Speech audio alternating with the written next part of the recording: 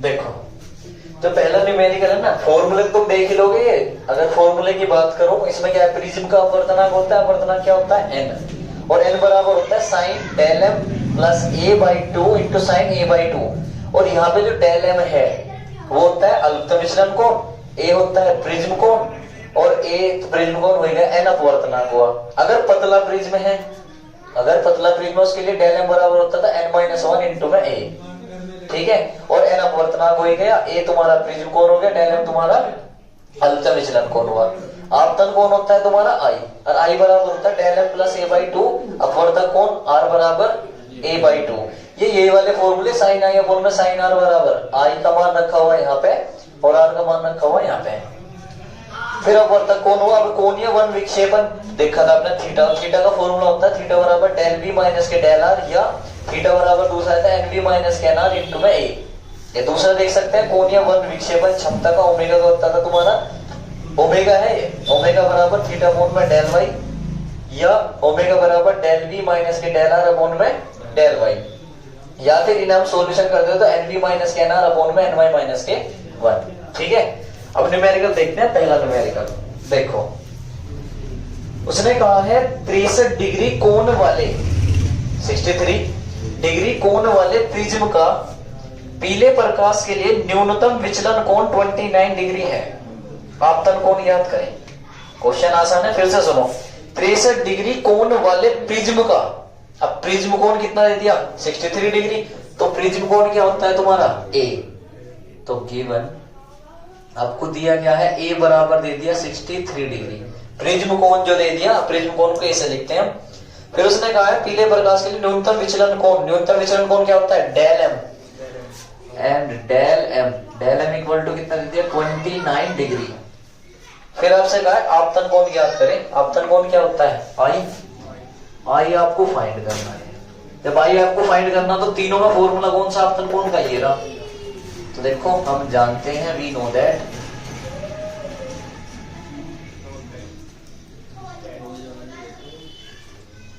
सीधा I equal to del m plus के a by two. I निकालना आपको, डेल m की वैल्यू 29 प्लस a की वैल्यू 63 अपॉन में 2, इनको काउंट कर लोगे आप, ठीक है, 9 और 3 हो गए तुम्हारे 12, 6 2 8 और 1 9 अपॉन में 2, इसका हाफ कर लीजिए, हाफ कितना हो जाएगा तुम्हारा 46 डिग्री। ये आ गया आई की वैल्यू, ठीक है, कोई यूनिट नहीं कुछ नहीं, बस डिग्री का डिग्री होता है आंसर। ठीक है, ऐसे आसान आसान न्यूमेरिकल है बहुत। अगला क्वेश्चन, अगले क्वेश्चन में कहा एक 1.5 अपवर्तनांक के प्रिज्म का प्रिज्म कोण 60 डिग्री है, तो प्रिज्म का अल्पतम विचलन कोण कितना होगा। फिर से रिपीट कर रहा हूं, उसने कहा एक 1.5 अपवर्तनांक, अपवर्तनांक क्या होता है, क्वेश्चन नंबर सेकंड, अपवर्तनांक होता है n इक्वल टू कितना दे दिया 1.5। फिर आपसे कह रहा अपवर्तनांक के प्रिज्म का प्रिज्म कोण, और प्रिज्म कोण होता है a इक्वल टू दे दिया 60 डिग्री। आपसे कह रहा है तो प्रिज्म का अल्पतम विचलन कोण कितना होगा। अल्पतम विचलन कोण क्या पूछ रहा आपसे, डेल m पूछ रहा, सही है। अब यहां खास बात यह है, उसने एक नीचे दे रखा दिया है कि साइन 48.6 मिनट की जो वैल्यू दे रखी है वो दे रखी है 0.75, ये यूज होगी कहीं ना कहीं, इसलिए दे रखी उसने। अब देखो, अगर वो पतला प्रिज्म कहता, पतले प्रिज्म कहीं जिक्र नहीं करा क्वेश्चन में, पतला प्रिज्म कहता तो मैं ये वाला फॉर्मूला लगा देता डायरेक्ट, लेकिन पतला प्रिज्म तो नहीं कहा ना, उसने कहा है डायरेक्ट ये, यानी कि डायरेक्ट कह रखा प्रिज्म के लिए निकल रहे, तो प्रिज्म का अपवर्तनांक का फॉर्मूला है ये वाला। अगर वो पतला प्रिज्म कहेगा तो पतले प्रिज्म का फॉर्मूला लगाएंगे, और जब नहीं कहेगा तो नहीं लगाएंगे। ऐसा नहीं अपनी सुविधा के अनुसार लगा देंगे, मैंने पहले लिख रखा है पतले प्रिज्म के लिए। तो करते हैं सॉल्यूशन। जानते क्या हो तुम, n equal to sine del m plus a by two upon sine a by two. Formula तो यही है, वैल्यू रखवाएं, n की वैल्यू कितनी है 1.5 equal to sine del m हमें निकालना है, ऐसे छोड़ दें आप, प्लस ए की वैल्यू 60 अपॉन में 2 अपॉन साइन a/2, ए की वैल्यू 60 अपॉन में 2। सही है। इस 2 से 2 नहीं कटेगा, क्यों नहीं कटना, क्योंकि ये एंगल है। अब 1.5 as it is equal to sine del M plus 60 upon में 2, इसमें कुछ नहीं कर सकते अभी हम, और ये बन गया साइन 2 से कट जाएगा कितना 30, और साइन 30 की वैल्यू 1/2। इसको आप इधर ले जाएं, पहले आप इसको इधर ले जाएं, तो जब आप इधर ले जाओगे इसको तो ये बन जाएगा 1.5 into sine 30 equal to sine del M plus के 60 अपॉन 2। बताओ यहां तक समझ में आ गई क्या वैल्यू? ठीक है। साइन 30 की वैल्यू कितनी होती है? साइन 30 इक्वल टू 1/2 रख दो यहाँ पे 1.5 into 1/2 equal to sine del M plus 60 upon 2। इसका हमें वैल्यू भी पता ही नहीं है, इसे कुछ नहीं कर सकते। 2 से इसे डिवाइड करोगे, 1.5 को डिवाइड करोगे तो आपके पास आएगा 0.75। डिवाइड करो इसको, जब आप डिवाइड करोगे तो आएगा 0.75 equal to sine del M plus 60 upon 2। बताओ यहां तक समझ में आ गया? ठीक है। अब इसकी वैल्यू आपको दी हुई है पहले ही कि 0.75 की वैल्यू होती है साइन 48.6, तो रख दो। जब आपको वैल्यू दे रखी है इसने तो इसकी वैल्यू रखी, कितनी दे रखी? Sine 48.6 degree equal to sine del M plus 60 upon में 2। अब तुम्हें पता साइन से साइन इनवर्स कैंसिल हो जाएगा, साइन को इधर ले जाएंगे तो साइन इनवर्स बन जाएगा कैंसिल, तो दिस इंप्लाइज का निशान लगा, जब कुछ चेंज करे तो ये बन गया 48.6 equal to del M plus 60 upon में 2। साइन से साइन इनवर्स बन के खत्म हो जाएगा। साइन से साइन काट के नहीं दिखाते, साइन को इधर ले गए तो साइन इनवर्स बन गया, और ये क्या बचा 48.6 इधर बन गया डेल एम प्लस 60 अपॉन में 2। इसकी मल्टीप्लाई इधर कर दो, 2 की मल्टीप्लाई इधर करेंगे तो 48.6 multiply 2 equal to del M plus के 60। हमें डेल एम की वैल्यू निकालनी, इसकी मल्टीप्लाई इसमें करो और 60 को इधर ले आओ, तो आपके पास बन जाएगा डेल एम को वहीं छोड़े आप, ये बन रहा है 48.6 से मल्टीप्लाई 2, और जब ये इधर लाओगे तो ये बन जाएगा माइनस के 60। ऐसे सॉल्यूशन कर लेना, आपका आंसर आ जाएगा। सही है, कर लो इसे नोट। क्वेश्चन नंबर 3, किसी प्रिज्म के अल्पतम विचलन कोण, किसी प्रिज्म के लिए अल्पतम विचलन कोण 30 डिग्री। अल्पतम विचलन कोण क्या होता है तुम्हारा? डेल एम, तो डेल एम इक्वल टू आपको दे दिया 30 डिग्री। फिर आपसे आगे क्या दिया है उसने? आगे कहा था प्रिज्म कोण 60 डिग्री है। प्रिज्म कोण क्या होता है? ए इक्वल टू 60 डिग्री। और आपसे पूछ रहा है कि प्रिज्म के पदार्थ का वर्तनांक ज्ञात कीजिए। प्रिज्म के पदार्थ का वर्तनांक क्या निकालना? हमें एन निकालना, एन फाइंड करना है। और आपको नीचे दे रखा साइन 45 की वैल्यू दे रखी 1/√2 और साइन 30 की वैल्यू दे रखी 1/2। तो बड़ा सिंपल है, तो पतला प्रिज्म दे नहीं रखा तो लगाओ फॉर्मूला सीधा, n equal to sine del M plus a/2 upon में साइन a/2। इसे तो कर ही लोगे आप लोग भाई। डेल एम की वैल्यू 30 रखना, a की वैल्यू 60 रखना, अपॉन में 2। 30 और 60 90, 90 का आधा 45। फिर a/2, a का यानी कि 60 अपॉन में 2 यानी कि 30। साइन 30 की वैल्यू भी दे रखी और साइन 30 की वैल्यू भी दे रखी, आंसर आ जाएगा। Question number 4। ठीक है। क्वेश्चन नंबर 4 क्या कह रहा? एक पतले प्रिज्म, अब पतला प्रिज्म दिया है क्वेश्चन में, जो दिया है वो पतला प्रिज्म दिया है। पतले प्रिज्म का प्रिज्म कोण 4 डिग्री है, तो प्रिज्म कोण क्या होता है आपके पास? ए इक्वल टू 4 डिग्री। आगे उसने कहा तथा इसके पदार्थ का अपवर्तनांक यानी कि एन इक्वल टू 1.5 दे रखा है। प्रिज्म द्वारा उत्पन्न अल्पतम विचलन कोण ज्ञात करें। प्रिज्म द्वारा अल्पतम विचलन कोण यानी कि आपसे निकालना है डेल एम। और इसने आपके देखो खास बात ये है, पतला प्रिज्म कहा यानी कि पतले प्रिज्म के लिए। अब पतले प्रिज्म के लिए कहा तो देखो फॉर्मूला नंबर 2 वो है हमारे पास del M equal to n-1 into में ए। बड़ा आसान सा है, n की वैल्यू रखे 1.5 माइनस k1 इंटू में a की वैल्यू 4।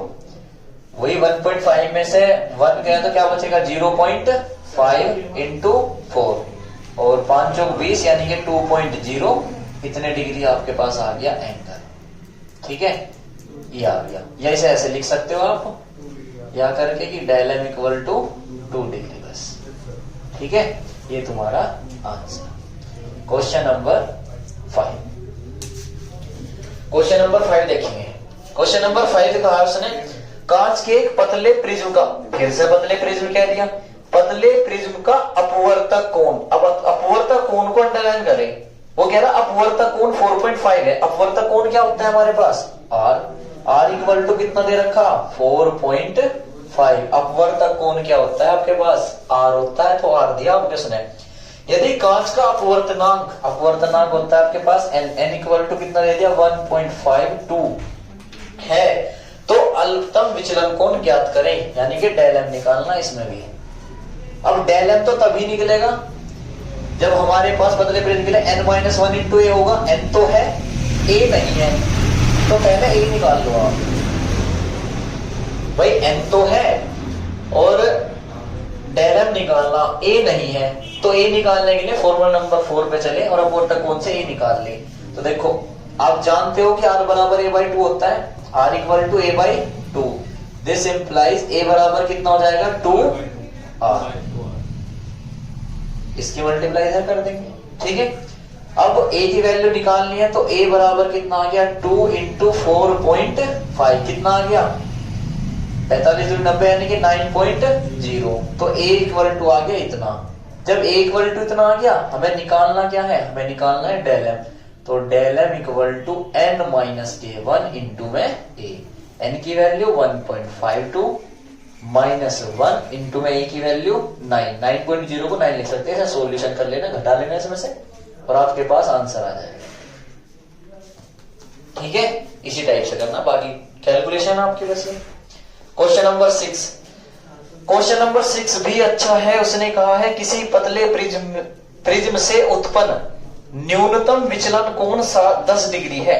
किसी पतले प्रिज्म से उत्पन्न न्यूनतम विचलन कोण 10 डिग्री। न्यूनतम विचलन कोण क्या होता है हमारे पास बताओ डेल एम, और डेल एम इक्वल टू कितना दे दिया 4.5 डिग्री। यदि कांच का अपवर्तनांक विचलन कोण 10 डिग्री दे रखा है, तो ऊपरला क्वेश्चन पढ़ा है 10 डिग्री। फिर आपसे कहा है प्रिज्म का कोण ज्ञात करें। प्रिज्म कोण ज्ञात करें यानी कि ए आपको फाइंड करना है और प्रिज्म के पदार्थ का अपवर्तनांक कितना दिया है 1.5 और पतले प्रिज्म ही कहा है। जब पतला प्रिज्म कहा है तो पतले प्रिज्म का ही फॉर्मूला लगाएंगे। तो सिंस पतले प्रिज्म के लिए तो del M equal to n minus k1 into में a। डेल एम की वैल्यू कितनी दे रखी 10, n की वैल्यू 1.5 माइनस k1 इंटू में a आपको फाइंड करना। तो 10 इक्वल टू 1.5 में से 1 गया कितना बचा 0.5 और इंटू में a। ये मल्टीप्लाई में इधर जाके किस में जाएगा डिवाइड में। तो 10 अपॉन में 0.5 इक्वल टू a। पॉइंट हटाओगे ऊपर एक 0 लगाओगे और आप इसे ऐसे लिख सकते हो कि a इक्वल टू 100 अपॉन में 5। 5 से काट दीजिए कितना बनेगा 20 और ये आ गया प्रिज्म एंगल। ठीक है, एंगल का साइन लगा दीजिए बस अब।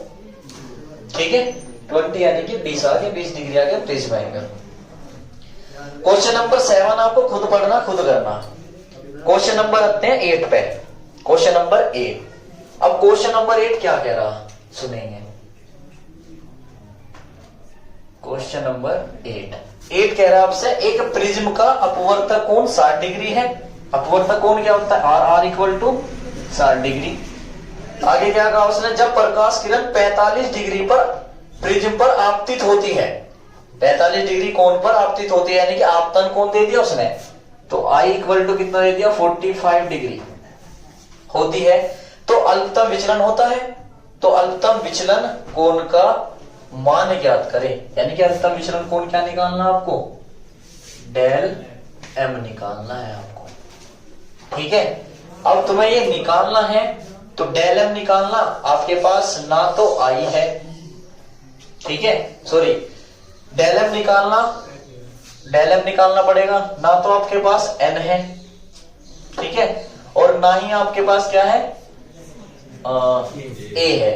तो एक काम करें आप, इस फॉर्मूले से पहले तो ए निकाल लें, जैसे इस फॉर्मूले में निकाला था, तो ए बराबर कितना आ जाएगा 2r, तो ए बराबर बन जाएगा 2 इंटू 60, यहां से निकल जाएगा 120 हो जाएगा, अपवर्तक कौन सा है, ठीक है।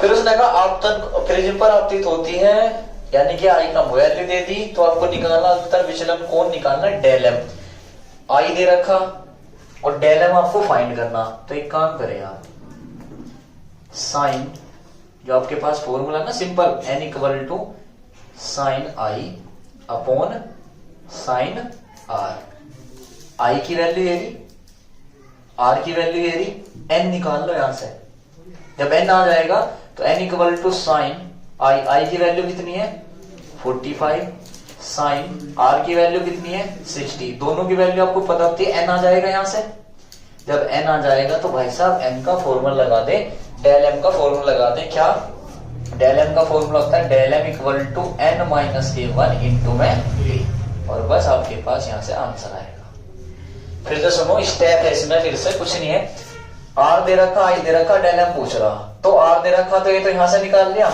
एन इन दोनों की हेल्प से निकाल लो, एन बराबर डेल एम यानी कि साइन आई अपॉन में साइन आर इक्वल टू ये लगा दे। या फिर एक और तरीका है, यहाँ पे एक और सिंपल तरीका है, आप क्या करो, I equal to del M plus A by 2 लगा दो, आई आपके पास है, ए यहां से आ गया और डेल एम निकाल लेना, ये तो और भी सिंपल है। अब इस फॉर्मूले से जाए सीधा, इससे भी ना जाके आप डायरेक्ट जाए फॉर्मूला नंबर 3 से, कि I equal to del M plus के ए बाई 2, आई की value 45 equal to del M आपको निकालना है, प्लस ए की वैल्यू आ गई है 2 इंटू 60 120 अपॉन में 2, इसकी मल्टीप्लाई इधर करो, 45 दूनी 90 equal to del M plus के 6 दूनी 12 यानी कि 120, 120 को इधर लाओगे आप तो कितना बन जाएगा तुम्हारा, डेल एम की वैल्यू निकल के आ जाएगी 90 माइनस के 120, और ये आपके पास आंसर आ जाएगा, ठीक है। माइनस में आएगा, माइनस में एंगल रखते नहीं हम, ठीक है, प्लस में रखना है, जो आंसर आएगा वो प्लस में रखना, माइनस में रखना, ठीक है। क्वेश्चन नंबर 9 इस टाइप का लास्ट क्वेश्चन है, क्वेश्चन नंबर 9, और क्वेश्चन नंबर 9 कह रहा है आपसे एक प्रिज्म के अपवर्तक तल में 48 डिग्री के आपतन कोण पर, क्वेश्चन नंबर 9 आपतन कोण दे दिया, आई का मान दिया आपको 48 डिग्री के कोण पर प्रकाश गिरने पर प्रिज्म की अल्पतन विचलन स्थिति प्राप्त होती है। प्रिज्म कोण दे रखा आपका, ए की वैल्यू दे रखी है 60 डिग्री, तो अल्पतन विचलन कोण की गणना करनी है, क्या निकालना आपको, डेल एम निकालना। ये तो यही फॉर्मूला लग जाएगा आपके डायरेक्ट, क्या फॉर्मूला लगा दो, I equal to del M plus A by 2, del M निकाल लेना जैसे इससे निकाला है आपने, बिल्कुल सेम ऐसी क्वेश्चन है, आपके वैल्यू आपको डायरेक्ट दे दी गई है उसने, ठीक है, और ये आंसर आ जाएगा। इस टाइप की होगी ना, नोट करो, फिर वन विक्षेपण वाले कराते हैं। अब जो प्रिज्म के अपवर्तनांक वाले थे ना, वे तो हो गया खत्म, अब टाइप नंबर है तुम्हारे सेकंड, यानी कि कोणीय वन विक्षेपण पे और कोणीय वन विक्षेपण क्षमता पे। क्वेश्चन नंबर 10 कह रहा है किसी पदार्थ के बैंगनी तथा लाल रंग के प्रकाश के लिए अपवर्तनांक क्रमशः 1.54 तथा 1.51 है। यदि इस पदार्थ से बने प्रिज्म का कोण 5 डिग्री हो, प्रिज्म कोण, तो कोणीय परिक्षेपण ज्ञात करें। फिर से उसने कहा किसी पदार्थ के लिए बैंगनी, बैंगनी क्या होता है वायलेट, और लाल रंग यानी कि रेड आर हो गया, कि अपवर्तनांक, अपवर्तनांक क्या होते हैं हमारे पास एन, तो एन वी की वैल्यू दे रखी है और एन आर की वैल्यू दे रखी है। अपवर्तनांक को एन से प्रेजेंट करते हैं, बैंगनी के लिए वी लिख दिया एन वी, और आर के लिए लिख दिया रेड। कर्म से का मतलब पहले दिया आपको बैंगनी रंग का और बाद में दिया लाल रंग का, तो पहले दिया आपको 1.54 और दूसरे में दिया आपको 1.51, तो बैंगनी रंग का भी दे दिया और रेड रंग का भी दे दिया, ठीक है। आगे से लगा यदि इस पदार्थ से बने प्रिज्म का प्रिज्म कोण, अब प्रिज्म कोण क्या होता है हमारे पास, ए इक्वल टू 5 डिग्री। अब तो कोणीय परिक्षेपण ज्ञात करना, कोणीय परिक्षेपण क्या होता है, थीटा, थीटा आपको निकालना है, तो लगा दो फॉर्मूला, थीटा का कौन सा लगेगा, ये या ये वाला लगा दो, एन वाला, बड़े आसान से, theta equal to n v minus n r into में ए। आईओ कैलकुलेशन तो कर ही लोगे आप, इसमें है क्या कैलकुलेशन है, इसमें से ये घटा देना, ये मल्टीप्लाई कर देना, आंसर। क्वेश्चन नंबर 11 सेम सी है। क्वेश्चन नंबर 11 फ्लिंट कांच के लिए बैंगनी एवं लाल रंग के प्रकाश के अपवर्तनांक यानी कि एनवी और एनआर दे दिया आपको, एनवी और एनआर दे दिया। प्रिज्म के पदार्थ की विक्षेपण क्षमता की गणना कीजिए। अब विक्षेपण क्षमता क्या होती है हमारी, ओमेगा। अब यहां पे देखो इस क्वेश्चन को मैं करा देता हूं।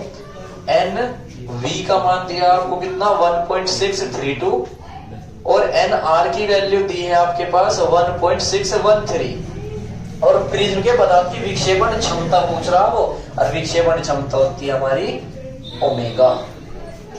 ठीक है, अब ओमेगा कैसे निकाले, देखो ओमेगा के लिए या तो ये फॉर्मूला लगाएं, ये नहीं पता, या तो ये लगाएं या फिर ये लगाएं। तो एन वाला फॉर्मूला दे रखा तो एनवी और एनआर था, लेकिन एनवाई नहीं है हमारे पास, एनवाई तो नहीं।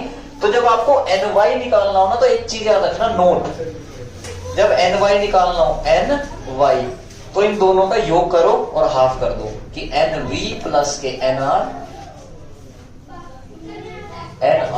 अपॉन में 2, क्योंकि बीच की किरणें होती है ना तो यहां से तुम्हारा एनवाई निकल जाएगा।